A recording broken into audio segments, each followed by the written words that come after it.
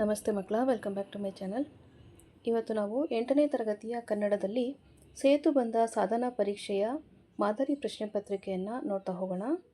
ಪ್ರಶ್ನೆ 1 ನೋಡಿ ಮಕ್ಕಳ. ಈ ಕೆಳಗಿನ ಗದ್ಯ ಭಾಗ ಓದಿ ಅರ್ಥೈಸಿಕೊಂಡು ಪುನಃ ಬರೆಯಿರಿ.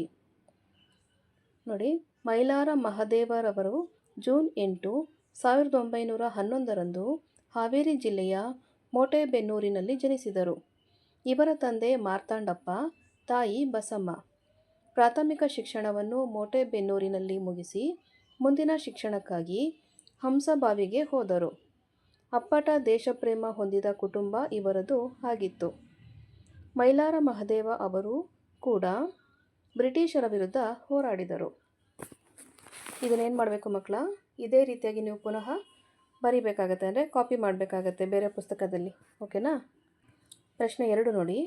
ಈ ಕೆಳಗಿನ ಗದ್ಯ ಭಾಗ ಓದಿಕೊಂಡು ಕೆಳಗೆ ನೀಡಿರುವ ಪ್ರಶ್ನೆಗೆ ಉತ್ತರಿಸಿರಿ. ಸೀನಾ ಶೆಟ್ಟರು ಮಕ್ಕಳನ್ನು ಕರೆದುಕೊಂಡು ರೈತಾಪಿ ಕೆಲಸ, ಬೆಳೆ ಬೆಳೆಯುವ ವಿಧಾನ ಮುಂತಾದ ಮಾಹಿತಿ ನೀಡಲು ಹೊಲಕ್ಕೆ ಕರೆದುಕೊಂಡು ಹೋದರು. ಮಕ್ಕಳೆಲ್ಲರೂ ಆಸಕ್ತಿಯಿಂದ ಸೀನಾ ಶೆಟ್ಟರ ಮಾತು ಕೇಳಿದರು. 1 ಗಂಟೆ ನಂತರ ಗದ್ದೆಯಿಂದ ಎಲ್ಲರೂ ಮರಳಿ ಹೋಗುವಾಗ ಹಾಲಪ್ಪನಿಗೆ ಹಾವು ಕಚ್ಚಿತು.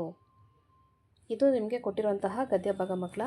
ಪ್ರಶ್ನೆ ನೋಡಿ, ಹಾಲಪ್ಪನಿಗೆ ಏನು ಕಚ್ಚಿತು? ತುಂಬ ಸಿಂಪಲ್ ಆಗಿದೆ ಪ್ರಶ್ನೆ, ನೀವೇ ಓದಿದರೆ ಸಾಕು, ಉತ್ತರವನ್ನು ನೀವೇ ಹೇಳ್ತೀರಿ. ಓಕೆ. ಪ್ರಶ್ನೆ 3 ನೋಡಿ. ಈ ಕೆಳಗಿನ ಪದ ಬಳಸಿ ಸ್ವಂತ ವಾಕ್ಯ ರಚಿಸಿರಿ.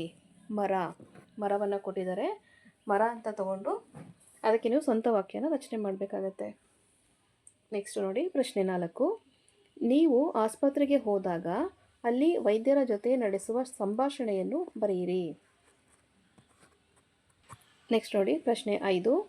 ಈ ಕೆಳಗಿನ ಪದ್ಯ ಓದಿ ಅದರ ಅರ್ಥವನ್ನು ವಾಕ್ಯ ರೂಪದಲ್ಲಿ ಬರೆಯಿರಿ.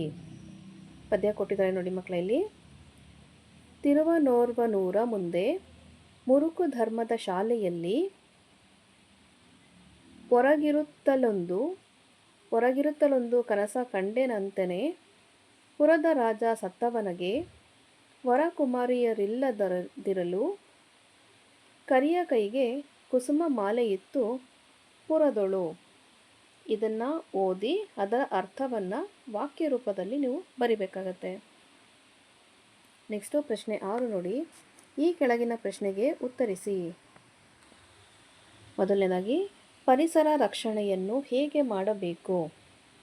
ಪ್ರಶ್ನೆ 7. ಈ ಕೆಳಗಿನ ಪ್ರಶ್ನೆಗೆ ಉತ್ತರಿಸಿ.